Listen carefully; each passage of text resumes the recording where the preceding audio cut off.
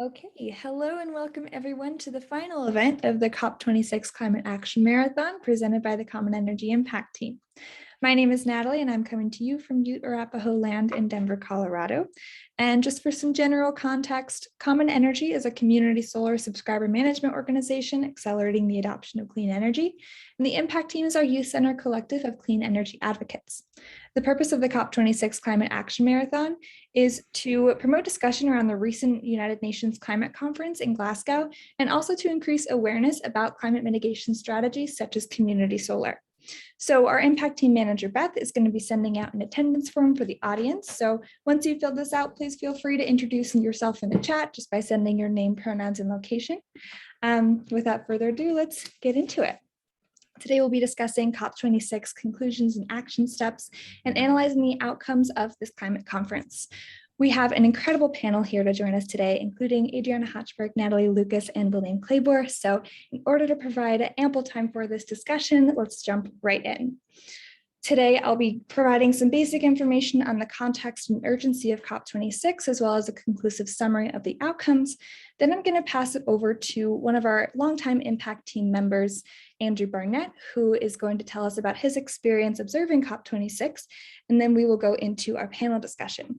Finally, we'll finish up with a conclusion of community solar as a climate mitigation strategy. All right. Welcome everyone who is joining. I am just giving some general background on COP26. Oh, we have a bunch of people joining. Welcome, welcome everyone. Thank you so much for joining. Just providing some general background on what you need to know about COP26 from November 1st to the 13th. We've had over 40,000 people representing about 200 countries, as well as numerous public and private interest groups gathered in Glasgow for the 26th Annual Conference of Parties, or COP, which is organized by the United Nations Framework Convention on Climate Change to address global temperature rise. Over the past 3 decades, we've experienced many roadblocks to implementing impactful climate policy and holding wealthy nations accountable. So COP26 concluded in overtime this past Saturday with the adoption of the Glasgow Climate Pact. And before we get into the details of this, let's just briefly review some important context surrounding this conference. So COP26 opened up with incredible urgency this year for 3 major reasons. First, there were delays and challenges of COVID-19 that not only delayed the COP26 conference in the first place, but also intensified humanitarian crisis along the world with the worsening effects of climate change. So this also led to reduced representation from these countries that are struggling the most due to vaccine apartheid and quarantine requirements. So next up, the findings and warnings of the IPCC report published this past August from Working Group 1 presented a scientific analysis of climate change, which led us to some alarming facts, including, sorry, I'm just going to let some people in. Every single region of the Earth is already experiencing the effects of climate change. We are on track to surpass 1.5 degrees Celsius of warming in the next 30 years, and billions of people, primarily those in the global south and island nations, who are already suffering from the effects of sea level rise, deadly heat waves, and devastating tropical storms, are already expected to experience intensified effects of the warming planet in the century to come. Finally, this is the 5th COP since the Paris Agreement, which was established in 2015. So we have this 5-year accountability cycle that calls for participating countries to increase their ambitions to combat climate change. And of course, this was already delayed from COVID. So there's this increased ambition here. So the purpose of COP26, as I said, is really to deliver on the promises established in the Paris Agreement, mostly to increase ambition on these topics. Reaching net zero emissions by 2050 and limiting global warming to 1.5 degrees Celsius, prioritizing climate adaptations for communities that are most affected by climate change, and ensuring equitable financing for climate solutions, and that wealthy industrialized nations are paying their fair share. This is a quote from Vanessa Nakate, who is a Ugandan climate activist, basically emphasizing the frustration from climate activists of the Global South, specifically youth climate activists who will inherit these problems. She says, "We are drowning in promises. Promises will not stop the suffering of people. Only immediate and drastic action will pull us back from the abyss." So what actually happened at COP? Here we have a brief outline of some of the pledges and agreements that resulted from these negotiations. First, the Global Methane Pledge was intended to provide technical assistance and aid for methane reductions around the world. It was spearheaded by the United States, the European Union, and partners. It was signed by 100 nations representing about 70% of the global economy, with a goal to reduce methane emissions by 30% over the next 10 years. This would in turn reduce warming by about 0.2 degrees Celsius by 2050, preventing about 200,000 premature deaths from climate change. However, there are no specific action steps attached, and there's also no mention of animal agriculture or natural gas use, which are the primary emitters of methane. Next up, we have our pledge to end deforestation, including 100 world leaders that signed on to end deforestation by 2030, which would cover about 85% of the world's forests. In addition, we have 28 countries that agreed to end deforestation in food production, which is, specific and actually really impactful. So this would also support reforestation in developing countries, specifically within indigenous communities, and contribute to wildfire management. This has some climate financing included into it. We have about $19.2 billion of public and private funds dedicated to support this cause. However, there are still skeptics that are concerned about the implementation and accountability of this pledge. The next thing we wanted to talk about is a pretty historic agreement between the United States and China to work together to reduce CO2 emissions. So these are the two top emitters agreeing to work together despite their political challenges and economic competition. They agree to cooperate on efforts to decarbonize, incentivize the clean energy transition, and support sustainable technologies such as carbon capture.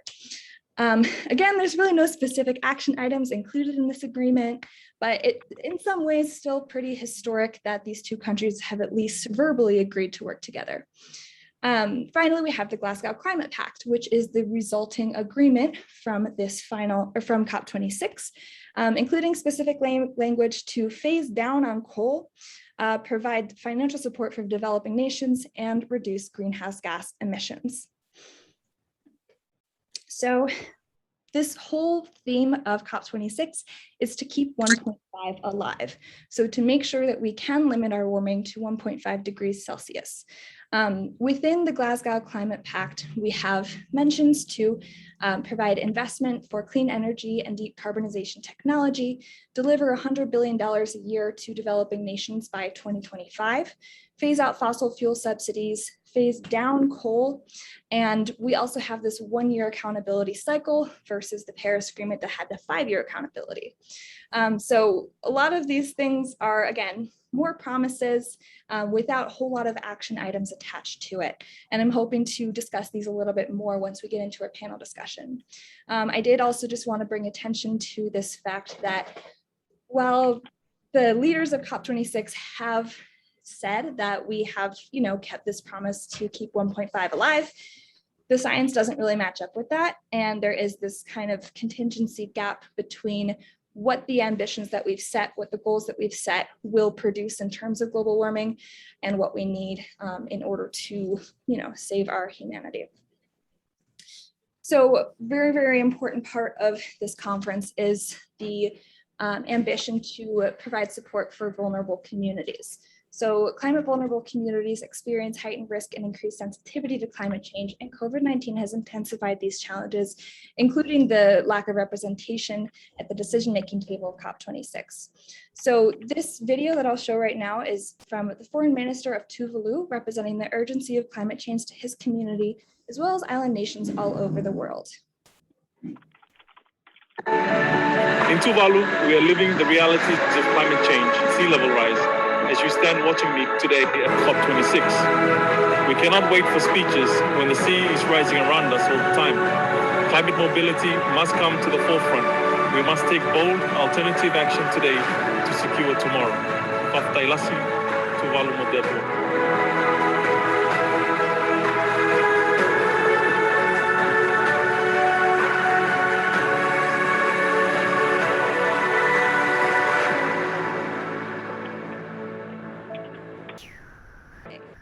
So that video, I think represents a lot of things. First, that a lot of folks were not able to attend the Glasgow conference, which represents, that challenge of representation to begin with.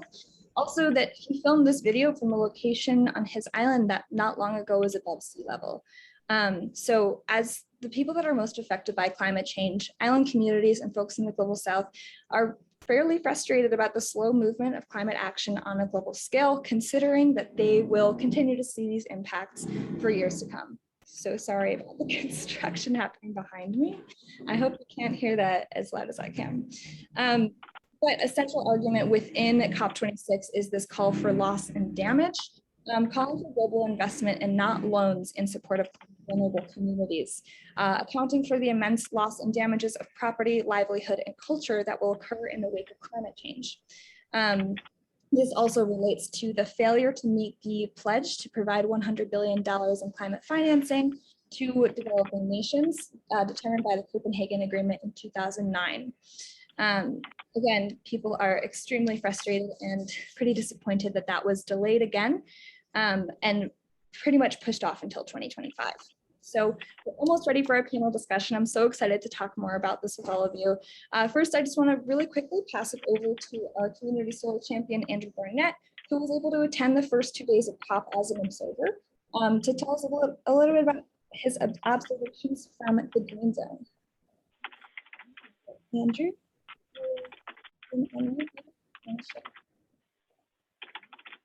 Okay, yeah. Thanks, Natalie.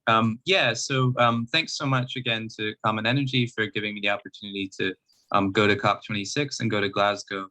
It was a very interesting experience. I was able to go into the green zone, which is the 26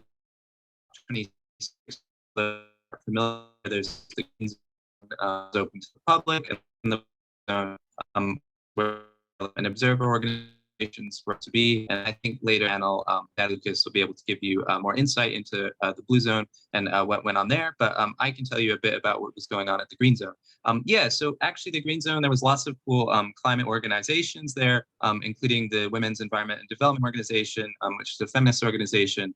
There's also Atewa Forest in Ghana, which is an organization trying to prevent deforestation in Ghana. So there's lots of cool different environmental orgs. There was also one focused on urban health and pollution in the UK. So there's lots of different angles that people were approaching the climate crisis. But I think there's also a lot of hope as well in among those organizations. A lot of as Natalie was saying, there's a lot of work to be done. But I think that a lot of these organizations are at least cognizant, or at least they recognize that the urgency of addressing the climate crisis and can bring different perspectives to that. So one of the actually important public events I think that went on there, at least while I was there, was the Global Assembly that the UN, the Global Assembly for climate change that the UN developed, which was a group of 70 people from around the world, from different countries who came together, who all had different translators and were all having different perspectives and sort of were talking about how climate change was impacting them and trying to come up with sort of a kind of a global approach to climate change. And then there was also as well from the Women's Environment and Development Organization, there was some feminist talks as well around the impacts of climate change and gender. So yes, there was lots of really cool things. I think some of the common themes that came up were feminist climate justice in the Women's Environment and Development Organization. Also I think what Natalie alluded to, or was talking about in the case of Tuvalu, which was the idea that the global South countries, in particular island nations, are facing a lot of difficulties, and that they need action to happen now because climate change is really happening now. I think that was really one of the most important takeaways, that climate change is not really this future issue that will affect people, but it is affecting people now. And I think that a lot of organizers and protesters and activists there were very cognizant of that, and we're very much we need to do something. We need to take action. Thank you so much, Andrew. I'm so glad you were able to go and have such a great experience there. So without further ado, I am so excited to introduce our panelists for today. First up, we have Natalie Lucas, who is the founder and executive director of Care About Climate, which is an NGO that focuses on educating, empowering, and uniting young folks around the world to advocate for effective and just climate change solutions. Next up, we have Adriana Hochberg, who is the acting director of Montgomery County Department of Environmental Protection. And in her previous role as Montgomery County Climate Change Officer, she led efforts to combat climate change and coordinated the development of the Climate Action Plan, a strategic roadmap for the county to cut greenhouse gas emissions by 80% by 2027 and 100% by 2035. She holds a bachelor's degree in Williams College and a master's degree in public policy from Harvard University's Kennedy School of Government. I apologize, I totally skipped over the second part of Natalie's introduction. Natalie's also a participant in COP26 and has attended 7 different United Nations climate conferences, has a master's degree from the University of Arizona, and so excited to have you here. I apologize about that. Finally, William Claybor is a transdisciplinary ocean scientist working with the National Oceanic and Atmospheric Administration as a NOS Marine Science and Policy Fellow. He focuses on ecosystem indicator development, deployment, and quality control. He's previously worked alongside climate organizations such as the Sunrise Movement, Food and Water Watch Maryland, Citizens Climate Lobby, and the People's Climate Movement. So thank you so much again for joining us today. I'm so excited to have this discussion with you. So just to jump right in, we'll talk about some highs and lows of COP26. So in your opinion, what do you consider to be the greatest success of COP26? And alternatively, what do you think was maybe a shortcoming, and why do you think we weren't able to produce these preferred results? So anyone who wants to jump in, just go right ahead. Sure, I can get us started. So first, Natalie, I want to thank you so much for the opportunity to, step out of the trenches from local government and have these big picture discussions. For those of you who are not familiar with Montgomery County, we're located just north of Washington, D.C., and we have very ambitious climate goals of reaching 0 greenhouse gas emissions by 2035. We also submitted an energy compact to the United Nations, which reflects our commitments and actions outlined in the county's climate action plan. And I'm so pleased that there are a number of Montgomery County fellow residents here on the call this afternoon, including one of my fabulous climate interns, Alyssa Bialik. I think that the big question for me as I was, watching the proceedings of COP26, the big question was, is 1.5 C still alive, and what actually happened during this conference that had any teeth to it. At the very end, I heard Alok Sharma, who headed up COP26, announced that, he felt that 1.5 degrees Celsius was still within reach, but it had a weak pulse. That was not very reassuring. Like someone with a weak pulse is not very alive. I did, as you went through that list, Natalie, there are a number of agreements and pledges that were made that seem to have some teeth to it, including the global climate methane pledge. So, I don't want to be entirely pessimistic. I do think some progress was made. I think to me, a highlight was the fact that now there are these 1-year accountability cycles for countries. So they're being asked to come back in 2022 and really sharpen their pencils and come up with some more ambitious goals. But I think the true test of success of COP26 will be the actions that follow. So I'm kind of taking a little bit of a wait and see approach.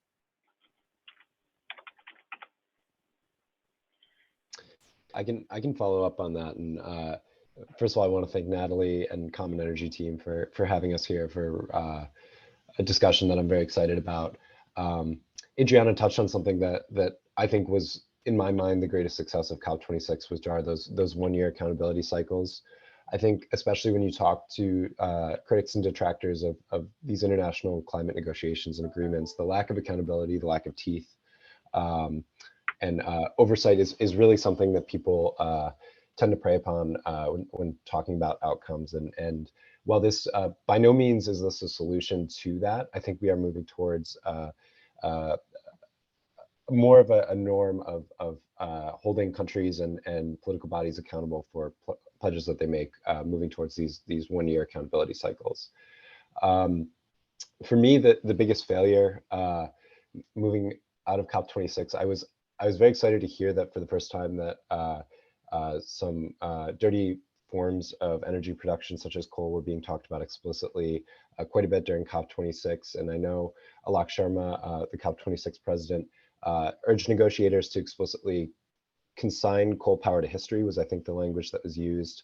And while a lot of great strides were made in sort of committing to a reduction of coal power in the future, I do know for a fact that there were a lot of countries that are heavily reliant on coal power. China and India come to mind that tried to water down that language towards the end and gave no indication at all that they were planning on stopping the use of coal power or other dirty forms of energy in the future. And I think that's just one example of many of sort of this incremental progress that our leaders and the people in charge seem to be very comfortable with.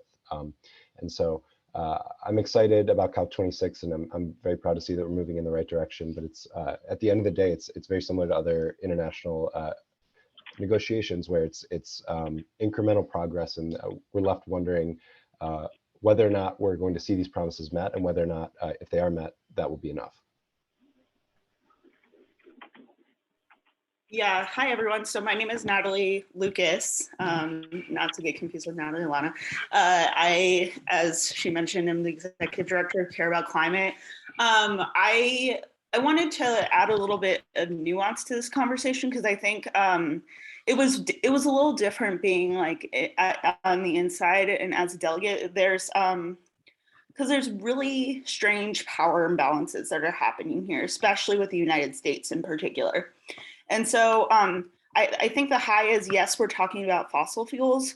What kind of makes me sad is like, and this is not against anything that you just said, William, more just like a nuanced approach to it is just like, there was so much focus on coal when the finance was not made available. Like we had pledged to get to $100 billion collectively by 2020 each year to be able to help fund these transitions. And then the first mention of any fossil fuels that ever happens in the COP text happens to be coal, which the US is quickly transitioning out of. And it took us forever to do that, and we're still there. And so then like the developing nations, India specifically, was like, wait a second, you're gonna call it coal and not like oil and gas, which you are increasingly reliant on. And then like, as was pointed out, I think, I can't remember by whom, but with the methane pledge, like it doesn't mention really natural gas or agriculture. And so the US has been doing like this really weird thing where I mean, they do it all the time, right? Where they're like tiptoeing around different issues, but there are huge equity things that are happening within the COP. And so like what was unfortunate is like we got, instead of phase out, we got phase down language. And then it made me sad that there was this like false dichotomy about like China and India don't want coal. And it was presented to us outside of that. But in reality, they were just like, you didn't give us the funding to transition from coal in the first place. And we have all these different pledges, but we need the money to do it. And especially Modi actually has been pretty progressive on trying to transition to renewables. So it's like, it's weird. So I guess like, for me, the high was that I actually felt like there was urgency behind this COP, which I've gone to 7 COPs, which you should like, I used to hate those people who went every single year, and now I've become those people, which is like not good. So don't become me. But what I will say is like, this is the first one where I felt like developing nations were like really putting their foot down, and activists were really putting their foot down, and they're like, no, we're done with this. Like, we're done with getting pushed around. Like, we are falling apart. And I think COVID really like helped with that in some ways, which is kind of bizarre. But I mean, like, there's been like, when you're risking survival, you have to do everything to try to like live. And if that means like really being aggressive about things, then you got to do it. Which means that the US, like this is the first time that loss and damage really showed up in an agreement. and it didn't show up in the way that it needed to. They, like, developing nations called for a facility or a funding mechanism, and that didn't happen. It got cut last minute, and the G77 in China asked for that. It was this package is overall very mitigation heavy, which 20 years ago would have been good, but now it has to be both because people are dying. And so I guess I was really happy with the urgency, and I was really happy to see us, like, it felt like people were actually taking this seriously, even if they were still looking for their national self-interest. And then, like, Lowe's is just like, we are just fighting each other too much to focus on the problem. And like, we need to, like, just be like, okay. And it's like, it's really hard political realities back home. Like, we couldn't pass Build Back Better. We're still seeing if that can happen. And that's where a lot of climate funding is. So, I mean, if, like, it's also this challenge of going to COP with commitments that you can actually make and uphold, which is challenging. Okay, anyway, I'm starting to take up a lot of space, so I will stop talking, but I'm really passionate about this, so I apologize.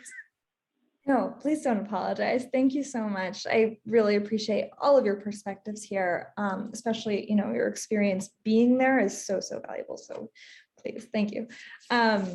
Yeah, and I totally hear you on Build Back Better as well, and just kind of matching up with, you know, accountability from the US. And we have another question on that. We'll get to that soon, but first I wanted to just touch on this issue of representation of accessibility.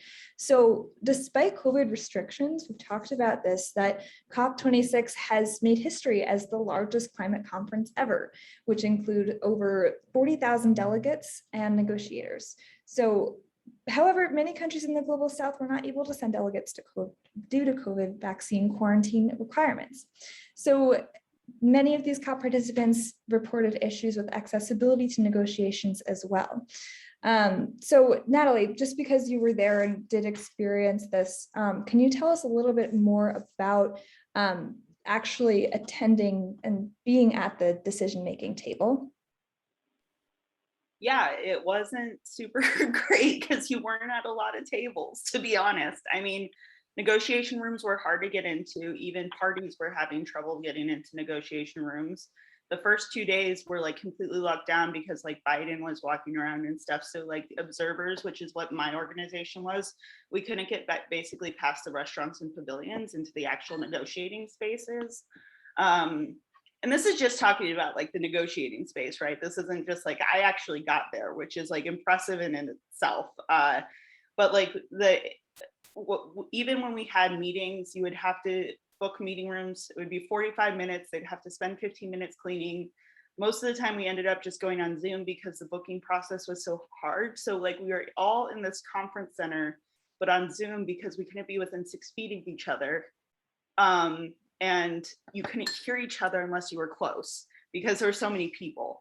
So it was just bizarre in a lot of ways. I watched a lot of the conference online in the conference center, which is just, like, also very interesting. And I was working with the State Department and congressional officials, and we had very few meetings with a lot of them just because it was challenging even just to get space. So logistically, the conference was, like, unlike anything I've ever dealt with before.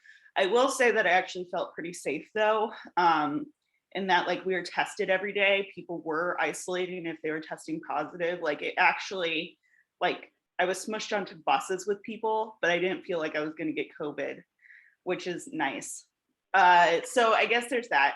And then as far as the accessibility, I mean, most of my delegation is from the global south. And we were only able to send most of those folks because of external funding, like from the Malala Fund and then some other donors. But it was incredibly expensive just in Glasgow. And then we also had, we didn't have to quarantine luckily, but getting there, getting the amount of time tested, like having to quarantine after you get home, being worried about, like, whether you're not gonna get your friends and family sick, like, it's a huge toll. And there were people who got COVID. And a lot of my friends from island nations, especially in the Pacifics, were not able to make it because it was just so hard to get from like the island nations, to Australia or New Zealand, which has like super strict rules, to England, or well, Scotland specifically. So it was really, really hard this year. And because there were so many people, including a ton of fossil fuel lobbyists, it made it really hard to like get things done. Which, like, you can have an inclusive COP by letting everyone in, but if no one can access anything, it doesn't really matter. So thanks. Yeah, absolutely. And that's kind of the point of this follow-up to this question, opening up to all of our panelists here. So considering the results that we've seen from this conference, how do you think this challenge of, travel and accessibility affected the outcome of COP26? And who was actually involved in this decision-making progress? Yeah, I think it highlights that the decision-making process really matters. So it's not just about the outcome and deliverable, it's how did that come about? And I think that these issues, they get reiterated over and over again at different levels. So when we were developing, just to bring it back home to a local perspective, when we were developing the climate action plan here in Montgomery County, we have an incredibly diverse community, but who was actually at the table with us from the community? It wasn't a representative of our diverse community. And so we recognize our shortcomings, that our process had left a lot to be desired. And now we are really rethinking the way in which we as a local government conduct community engagement to really, and I think that involves asking, what are the tools and what are the resources that community members need to be at the table? Do we need to move the meeting times around? Do we need to compensate individuals and community-based organizations in order to give them the resources and the capacity and the bandwidth that they need to be at the table? So I think that those lessons learned locally also apply to international conferences like COP26. Absolutely. I couldn't agree more with both of what you had to say, Adriana, and you, Natalie. It's been fascinating hearing about your perspective being on the ground at COP. Touching on the representation side of things, I found it really interesting. Near the beginning of the conference, I was reading that the largest contingent of lobbyists and negotiators at the meeting itself didn't belong to any single country, but actually belonged to the fossil fuel lobby. And there were more than 500 people there that were associated with either an oil company, trade groups, things like that. And that number is more than twice the number of people that were there associated with the indigenous constituency that were there. And it's larger than the combined constituencies of the 8 countries that have been most affected by climate change. And so I think building off of what Adriana was just talking about, there, of course, were those hurdles to access that have to do with COVID, that have to do with having the time to actually dedicate to going to a meeting like this and being in the meeting rooms and actually spending the time to be there, which takes capital. It takes temporal capital, it takes physical capital, actual money to get there. But then on top of that, it's who are the people that are representing your country, your group? Are they actually the people that are going to be inheriting these problems or inheriting the results of the proposed solutions? Or is it increasingly older and whiter groups that represent the governments of these countries that are at the table? And there's just very plainly an imbalance there between the people that are proposing the solutions and the people that will have to inherit those solutions. Yeah, thank you, everyone. Those were all really comprehensive and helpful answers. So kind of going back to our discussion that we had a little bit earlier about this, build back better and making these ambitions real at home.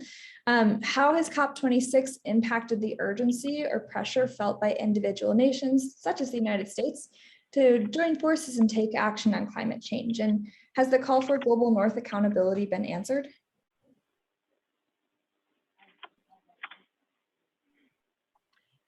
Well, I'll share my observation that's US centric. I do think that COP26 was helpful in providing kind of that global spotlight and pressure on US decision makers. I think that both the Biden administration as well as some members of Congress really wanted to show that we were leading by example, not just talking about climate, but actually supporting it with resources. So I think that the fact that the U.S. Infrastructure Investment and Jobs Act passed while COP26 was competing, I don't think that that was a coincidence. I think COP26 helped get it over that finish line. In fact, prior to the bill passing, House Speaker Nancy Pelosi, she cited the UN climate talks. She said that they are a reason to quickly pass the infrastructure legislation. So I think that there was certainly a big help. That bill includes a lot of resources to accelerate climate action. Of course, we know that the Build Back Better legislation, which is yet to pass, is also includes critical resources. So we need to get that one to the finish line.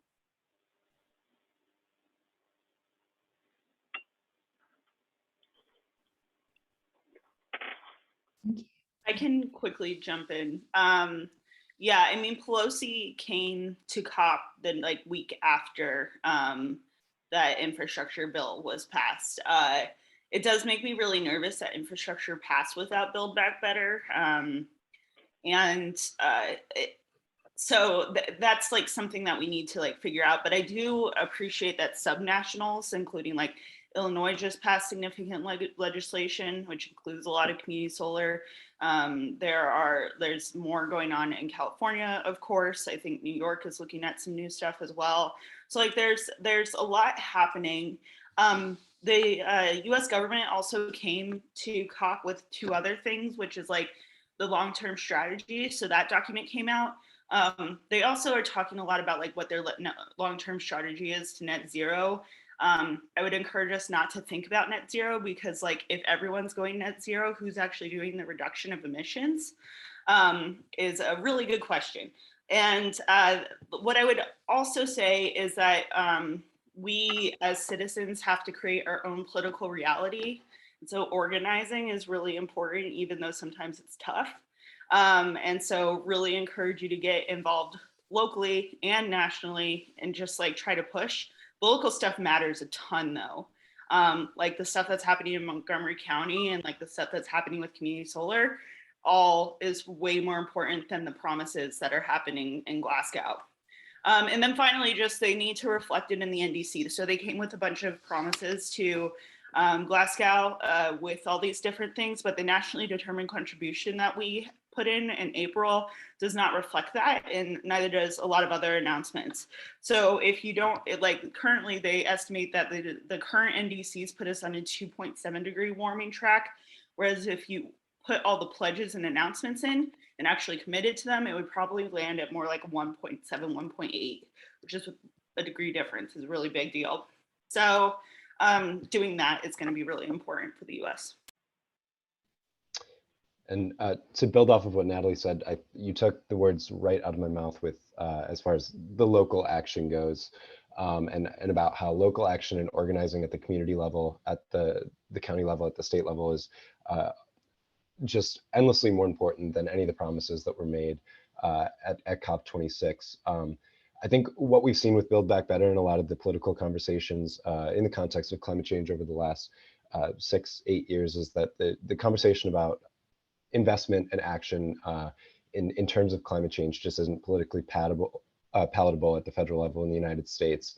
And so to me, what COP26 means as an organizer and as a community member is that if we're being given an inch at the international or federal level to have these conversations, we need to take a foot at the local and county level and really start to build on any of the momentum. People that are hearing these arguments for the first time and hearing about these solutions for the first time, and young people who are seeing COP26 and saying, what they're doing there is not enough. We need to capitalize on that energy and the fact that these conversations are moving in the right direction, albeit at too slow a pace, to really start to make change where we can in tangible places. And that's locally, that's at the county level, and that's sometimes at the state level. Yeah, absolutely. It looks like we have a question from the audience. So Walid, if you want to unmute yourself and go ahead. Thank you, Natalie. I just have a question for the people that were at COP26. Were there any financial promises that they made during the event? And did they, like, were there any old promises, first of all? And are there any new promises if they didn't achieve the old ones? Yeah, there were a couple of, so the 100 billion by 2020 that we didn't reach, they made a roadmap to get to 100 by 20 or 100 billion by 2023. So it's not really a promise. It's more just like, oh, we failed and here's how we're going to try to make it up in 2 years instead of one. And then they did do a boost in adaptation finance. Like there was a couple of different groups, including the United States, that are doing a doubling of adaptation, which isn't very much money because there's not much money in adaptation to begin with. I think it's in the range of like several million, but like if we're talking about the trillions that's going to be required to address the climate crisis, it's pennies. And then they promised to talk about finance for loss and damage in the next year. And then they additionally promised to talk about the global goal for after 2025, because 100 billion was until 2025. So they've talked about talking about finance in a lot of cases. Adaptation is only where they moved, but that's only because it was a few $1 million. Thank you, Natalie, for chiming in there. Yeah, I think that talking about something is just endlessly frustrating, and I applaud you for staying involved and not pulling your hair out at these conferences. So my final question here is about action steps and what we can actually do. We've already talked a lot about this with local government and community solar programs, but based on the conclusions of COP26, what kind of actions can we take as individuals and as communities to further support the initiative to keep 1.5 alive, both on a national and on a local level? My answer, I think, would probably be redundant for a lot of people on the call, but it's getting involved. It's finding organizations that align with your belief and your philosophy of change when it comes to climate change, and maybe that means organizing and going and speaking at town council meetings, and maybe it means protesting, but kind of doing a self-evaluation and figuring out where you fit into the equation as part of the solution, and like Natalie mentioned, and our folks who are at COP26 mentioned, it's the protesters are finally starting to sort of get a grip on people's attention and trying to make a dent in those that are actually making the decisions at organizations and meetings like COP26. And so my advice as far as a tangible individual change would be getting involved with a group that you feel passionate about, and talking to people who share the same beliefs and who recognize how serious an issue this is. We're already locked into irreversible ecological damage, even if we were to meet the 1.5 degree target. It's really a matter of making as much change as we can in as short amount of time as we can. And to me, the most tangible way that you can do that as an individual is at the local level. So to segue on that, from the local level perspective, local jurisdictions like Montgomery County, we are forging ahead on climate. We know from previous experience that we haven't always been able to rely on the federal government to lead. Local government is where the buck stops. There is no lower down government than us. And so we are the doers, we're the implementers. And there's a great deal of innovation, creativity going on across, jurisdictions. And, we're learning from each other, comparing our approaches, building coalitions across governments focused on climate. So there's a lot of exciting stuff happening at the local level. I think kind of three things that I keep in mind for myself in doing this work are scale, simplicity, and a focus on racial equity and social justice. So scale just means we don't have the luxury of time to just nibble around the edges. We need to find ways to quickly accelerate things, to do things at a system scale, to the extent possible. And then simplicity, just, recognizing that these are really complex issues. There's a lot of intersections, and that sometimes simplicity can be dangerous. However, we need to make it easier for people to do the right thing. We need to, simplify internal processes. I urge the federal government to simplify its grant application processes.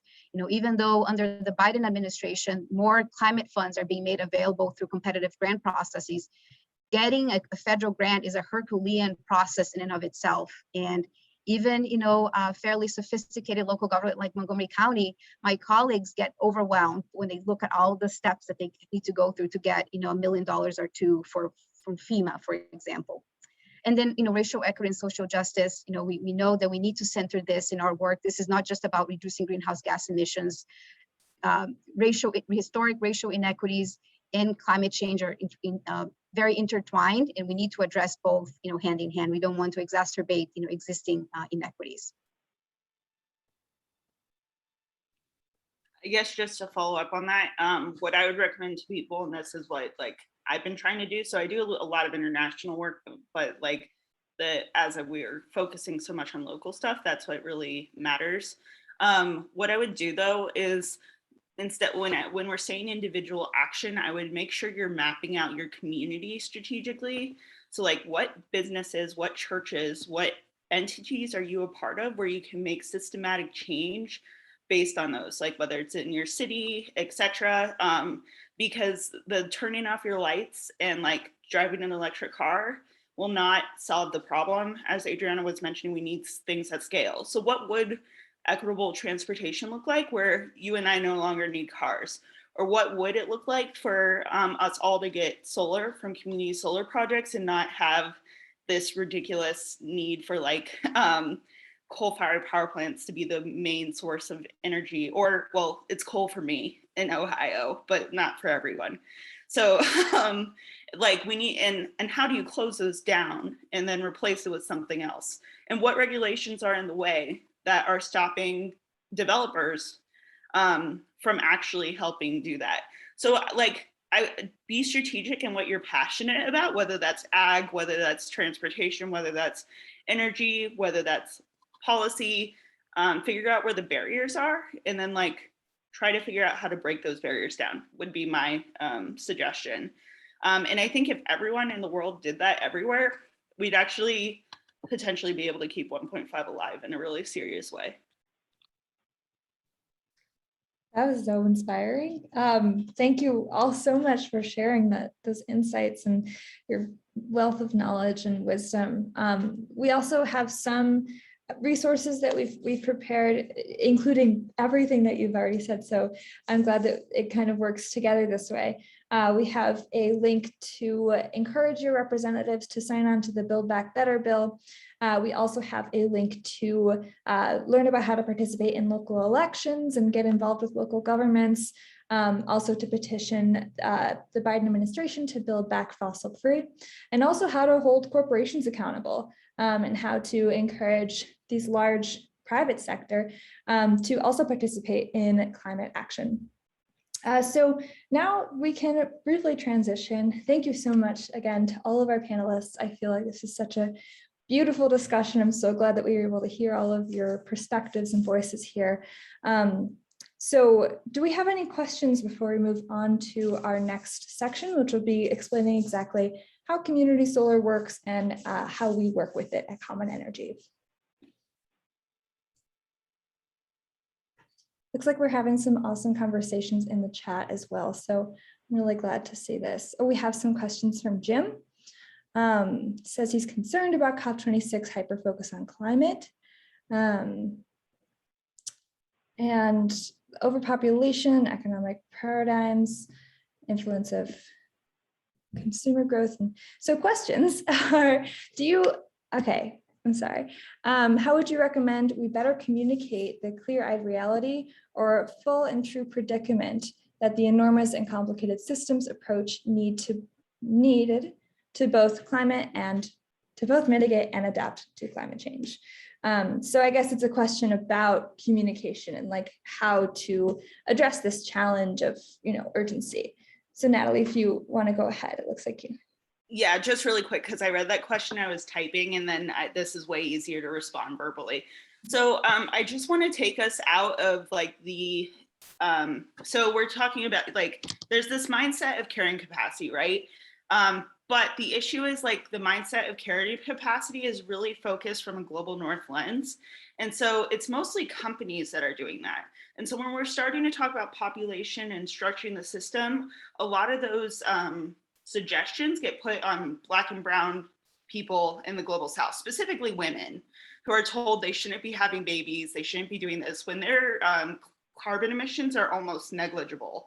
They're not having no impact on the environment, but if their family weren't there, you probably wouldn't notice. Like, who is having the impact on the environment is actually us. So if we're going to be talking about these things, I want us to focus on companies. I want us to focus on governments, and just make sure that we are thinking about this as systems, as you were saying, and not over reaching on the externalities of the like what those are, if that makes sense. I'm not going to apologize, but I get really excited about this because it's something that I hear from my colleagues in the Global South all the time, just feeling like they have the problem being put on them when it's like really us that aren't holding our companies accountable. And so it feels like a capacity situation on individual human beings when it's really not, or it's like those of like high wealth who have multiple houses, taking up a ton of energy, like doing all this stuff. Whereas maybe you and I don't know your backgrounds, but like are pretty negligible to the system overall. Yeah, really, really well said, Natalie. Thank you so much for sharing that. Okay, so I think it's a good time to transition. We have, about 7 minutes left in this hour.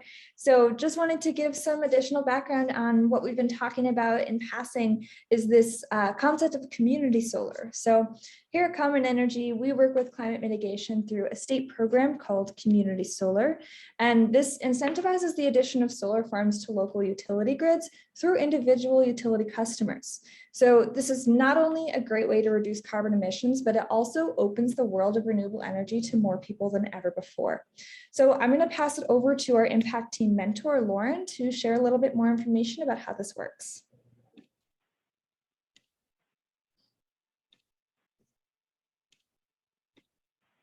There's Lauren.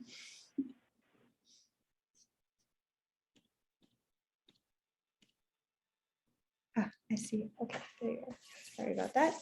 Thanks. I just typed that in the chat. Sorry. Thank you so much, Natalie. Thank you to all of our amazing speakers. That was such a great discussion, and it's so great to get to hear all of your perspectives. But I'm just going to talk to you all a little bit about what we do at Common Energy, as Natalie said. So we work with community solar, which is a new form of clean energy that allows anyone and everyone to support clean energy without the financial or physical burden of installing rooftop solar. We've talked a lot about reducing fossil fuel use throughout this presentation. And as Natalie Lucas said before as well, this is a really great way for individuals to support clean energy without waiting for national action and just to take that individual step. So a little bit about how it works. First, a community solar farm will convert energy from the sun into clean electricity. And then that electricity is connected to the local utility where it replaces fossil fuels. From there, the electricity will flow as normal through the broader electrical grid. And finally, homeowners, renters, businesses, basically anyone that signs up for community solar will begin to receive savings every single month on their electricity bill due to state incentives. So there are many reasons, as we mentioned before, why you should sign up for community solar today. One of them being reducing the use of fossil fuels. And really the positive environmental impact you as an individual can make. By signing up with Common Energy, you can prevent approximately 100,000 pounds of carbon emissions every single year. And that's the equivalent of planting about 200 trees, which is a pretty cool thing. You'll also be saving money every single month due to state incentives, and signing up is completely free and very easy to do. You can also cancel at any time, also for free and without any penalty. So we're active in these 9 states listed here. And if you're interested in supporting clean energy and saving money, you can use the link you see here, which Beth has also sent in the chat.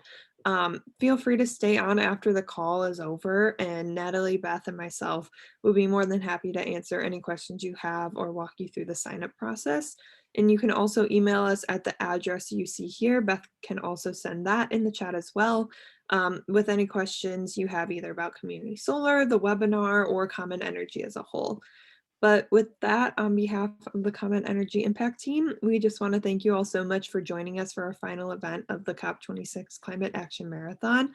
Thank you again so much to our guest speakers and our audience for your awesome participation today. Really a great discussion, and I appreciate everyone that has joined the call. And just a huge thank you to Natalie for all of her hard work and dedication to this campaign. So amazing. She's been super amazing on this team and helping out with this webinar. So major props to her. And yeah, thank you all again for joining us. Again, feel free to stay on if you have any other questions for our panelists or for any of us. Thank you, Lauren. I appreciate that so much. Yeah, so again, thanks everybody for joining us today. I just want to be respectful for everyone's time. So if you have to get off, please feel free. But if there are any other questions, we'd be happy to talk about that. So I'll just allow everyone to unmute yourself right now. So if we have any people, go ahead, raise your hand. And any questions about COP26, about common energy, about community solar. I think we also have, Adriana and Natalie, who are both pretty familiar with community solar. I'd be happy to hear, your experience with that as well. Sure. I just shared in the chat that earlier this week, we announced that subscriptions are now open for community solar in Montgomery County at the closed Oaks landfill facility. So this closed landfill site is being fully converted to community solar. 4 megawatts of solar will be generated, and it will entirely benefit low and moderate income residents in Montgomery County. So we're really excited about that. Subscriptions are now open, available. So the link to sign up is what I included in the chat. That's awesome. Thanks so much for sharing that. Cool. All right, I'm gonna stop sharing my screen. If we have any, I'm also gonna stop the recording. So thank you so much for watching, for those people who watched afterwards. But I think we have everything.